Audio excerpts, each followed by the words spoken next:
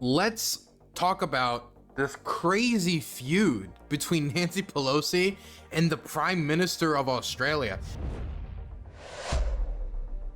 It's kind of flown over the heads of most Americans, but is actually quite big news in Australia. It's getting like prime time news coverage over there, but it's gotten very little attention outside of Australia. So, Keating is the former Australian Prime Minister, Labour Prime Minister from 1991 to 1996. So he's not been Prime Minister for just about like 20 something years now. So to be clear, this is not the current Prime Minister. This is from a different government, a different official who since leaving office has been, doing public speaking events and talking to the media and all sorts of stuff. And recently, while he was talking to the press and doing interviews, and he is quite cordial with the Chinese and has been having meetings with their officials and talking to their boys, we'll just put it that way. He came out with a statement saying that Taiwan is quote unquote Chinese real estate. Chinese real estate.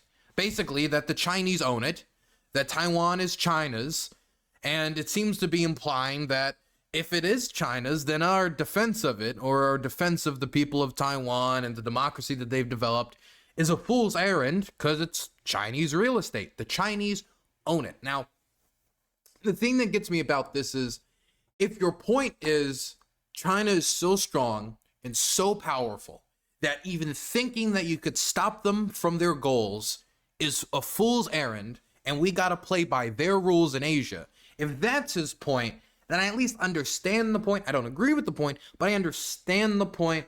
But if he's trying to make an historical argument here, that like historically speaking, China deserves Taiwan, or if you look through the history books, the Chinese Communist Party has always, no, that would be a historical argument. Because the Chinese Communist Party, the current ruling government in Beijing, has never, ever, for a single moment, controlled Taipei, controlled Taiwan, or controlled any of the islands that Taiwan currently possesses. That has never happened. They've threatened to invade and capture it. They have bombed islands that belong to Taiwan in an effort to, bring pressure down upon them and get them to send over support. To cede land. They have done many things to try to capture that land, but they have never, ever controlled that land. Because the way that Taiwan formed was that during the Chinese Civil War, there was the communists and the nationalists. And then once the Japanese were pushed out, the Civil War reflamed between these two people when during that fight with the Japanese, they had some sort of a truce. And then the Chinese Communist Party pushed the nationalists over to Taiwan. But that means that the current ruling party in Beijing has never controlled Taiwan. The people of Taiwan have never lived under the government in Beijing. They've never controlled it. So when he says that it's Chinese real estate, does he just mean that there are people there who there was one time that it was controlled? Because that's not true. So he must mean, if we're being as good faith as possible, that there's just no way that we could stop them from taking it if he isn't making a historical argument, which is what I think he's making. So, historical argument doesn't work. You could make some sort of an argument around China just inevitably being able to take it, but I don't even agree with that.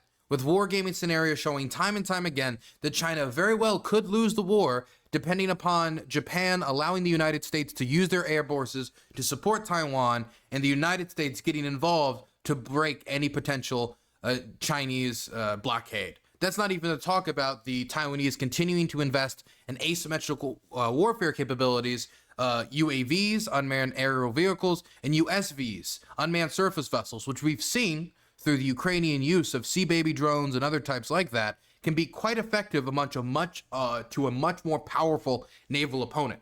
And the Chinese can only invade Taiwan by doing a landing on the shores, supporting it, creating a bridgehead, and then expanding it. And that whole time, they're going to be harassed by USVs, unmanned surface vessels, UAVs, the Ukrainian Air Force, the Taiwanese Air Force, and of course, any Taiwanese Marines or troops on the ground that are trying to push them back. That's not even to talk about potential involvement by the American Air Force. And so to say when the war game scenarios don't map it out, and when the Taiwanese could still take actions to defend themselves, and their allies could still take actions to defend themselves, that it's Chinese real estate means either that he doesn't know what the current stakes are and what the forces are and the different powers at play, or he's ahistorical. It has to be one of the two. But he can't claim ignorance because he's the Australian Prime Minister. Anyway, he follows this up. He follows this statement up with another one, saying that Pelosi, after Pelosi said that this was stupid, because she was asked about the statement and he said it was a stupid statement, he then responded to Nancy Pelosi saying, Nancy Pelosi almost caused a war between the United States and China when she visited Taiwan in 2022. Now, you can critique Nancy Pelosi for visiting Taiwan. You could be like, oh, it needlessly increased tensions for not much benefit instead of the development of relationships between the Ukrainian legislature and the American legislature, right? Was that worth the increase in tensions? Was it worth the Chinese military drills and the launching of missiles off the shore of Taiwan? Was it worth the violations of Taiwanese airspace? Was it worth the violations of their economic exclusion? Was it worth all of this? That is a conversation you could have. That is a real conversation you could have if whether or not this came with real benefit at the end of the day for anyone outside of, well, Nancy Pelosi, who's always been kind of a China hawk, ever from when she was fighting for the students, the Chinese students that were in America and didn't want to go home due to the repression that was going on around Tiananmen Square and the fallout at the time. So that's the conversation you can have. The conversation should really be, did this needlessly decrease relations and increase tensions in the region for little benefit? Now, I think there is benefit in our American legislature and the Taiwanese legislature developing a relationship. I want the American legislature to be more involved in making foreign policy. You should not just sign it all away to the chief executive, to the president of the United States. You should not let the president of the United States just run buck wild when it comes to foreign policy. You shouldn't needlessly encumber the president, as was done, for example, the 6 months delay in aid to Ukraine, but you should not let him run just crazy doing whatever he wants. So I want the American legislature to be more involved in developing relationships in foreign countries, to understand the situation, to be able to, like, when a war happens or if a crisis happens, they can call people and learn what's happening on the ground. They can quickly respond. I think this is a well-informed legislature. This is how one would function instead of one that's just focused on domestic affairs and lets the president handle all the boring and kind of difficult foreign stuff, so to speak. But was it worth it? That's the debate. That's a real debate. He instead says, we almost went to war over it. No, he didn't. I just don't buy it. No, he didn't. We have found no evidence since the increasing of tensions over this that we were like within a hair's breadth of war, that the Chinese were going to shoot down her plane, or that they were going to bomb Taiwan and invade. They didn't have the forces in the region to do it. They didn't have the manpower in the region to do it. They didn't have the equipment in the region. They did not increase tensions enough. They increased tensions to give a response because they don't want to encourage American politicians visiting Taiwan. There was enough to try to intimidate the Taiwanese, but it was never enough to start a war. It was not even close enough to start a war. It was the potential tension point that maybe, in worst case scenario, could have spiraled out after they increase, they do a military drill, then we do a military drill, and then et cetera, et cetera. But that didn't happen. That didn't happen. This would be like saying that the Cuban Missile Crisis almost started World War III after, what happened was, the Russians brought nukes over. We said leave, and then they did. And then it almost no, nothing happened. What almost caused World War III is that they brought the nukes over, then they stayed, and then they wouldn't leave, and then we blocked their boats, and then tensions escalated. All that happened here was Nancy Pelosi visited Taiwan, spoke to the leadership, did a few handshakes. The Chinese did a military drill near their shores, and America responded basically not at all. And so it ended there. And so to say that this almost caused World War III or a big war, why are we never at the brink of a medium-sized war? Have you ever noticed that when you're on social media and you see somebody and it's always the red siren emoji, one after the other, brink of World War III, World War III, and then they'll show you like just like mundane transportation of military equipment across the United States, which is quite routine for maintenance and training and other things like that. Or they'll show you, for example, the transferring of troops in Syria, and they say, oh my God, American troops are invading Syria, when those troops have been there for years. And, you know, the same sounds, the same buttons, the same tunes we're hearing again and again and again. But it always leads to we're at the brink of World War III. Why is it never, we're at the brink of a small war. We're at the brink of a medium-sized war. We're at the brink of a regional war. No.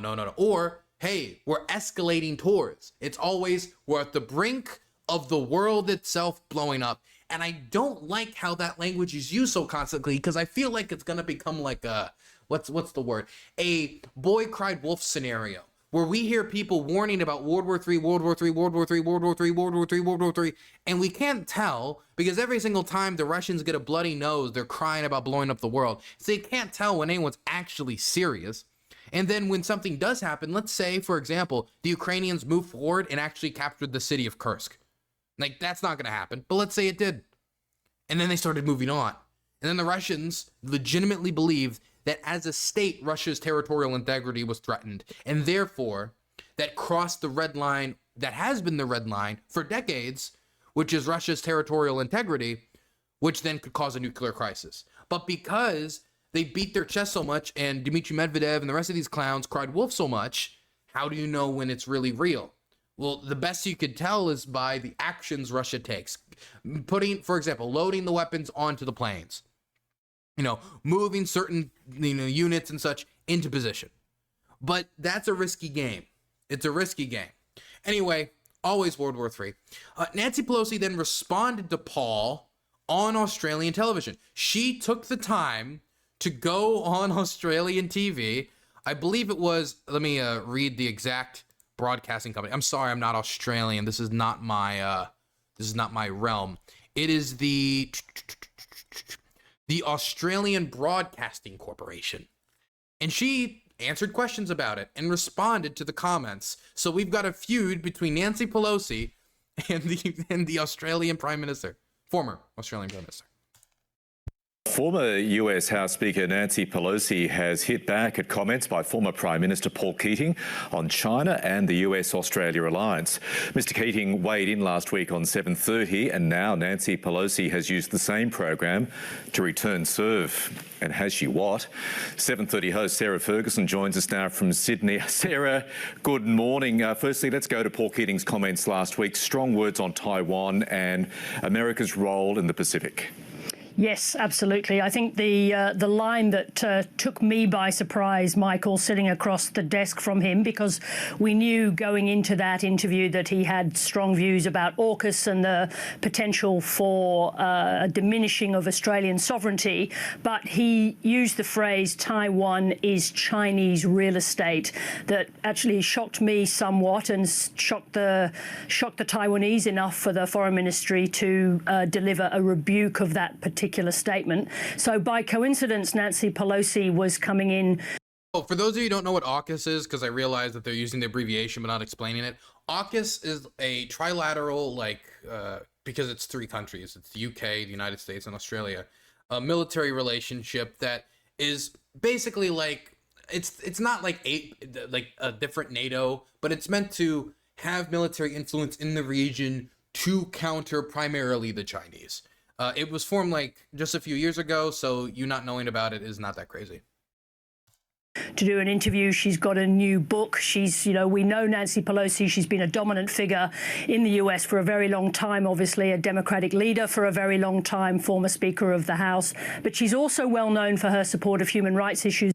And in the future, on this channel, we'll just simply be calling them the Anglo Boys to cause further confusion. around the world.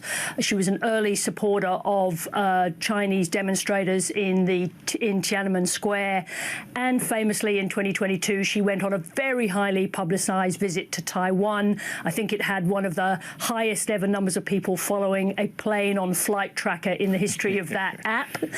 So everyone followed her every movement in. It did not help that certain like state affiliated media talking heads were talking about shooting down Nancy Pelosi's plane.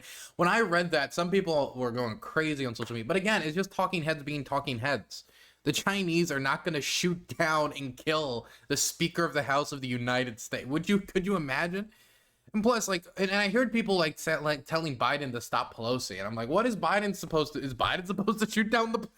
Supposed to shoot down the plane? Is he supposed to shoot it down? Is he supposed to tell her that as a private citizen she's not allowed to travel to Taiwan, which is how she traveled to Taiwan? Like, you can't really stop her. If Nancy Pelosi wants to visit Taiwan, she can visit Taiwan.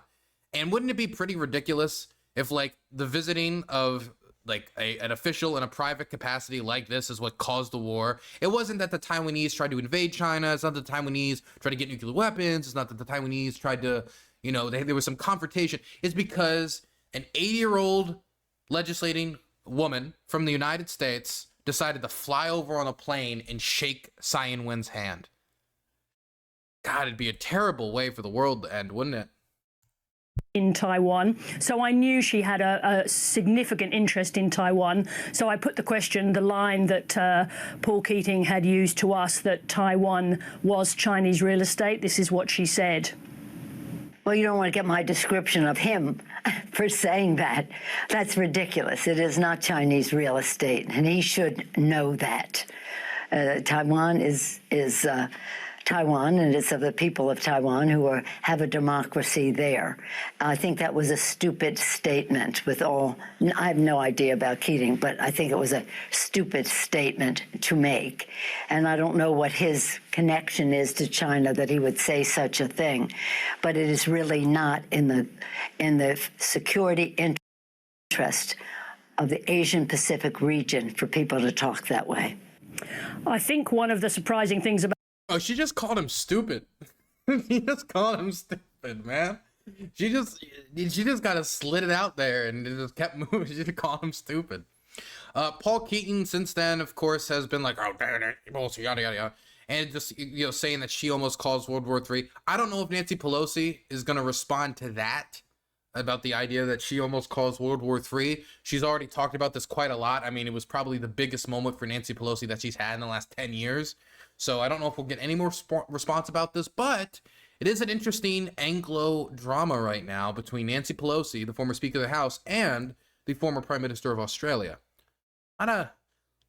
I would call it, you can't really, I was about to say a bunch of has-beens debating, but you can't call Nancy Pelosi a has-been when she was leading the Replace Biden movement and she was effective. You don't have to have the title to still have the influence. Why buy vodka? You need to come upon harder times to answer that question. Why buy vodka?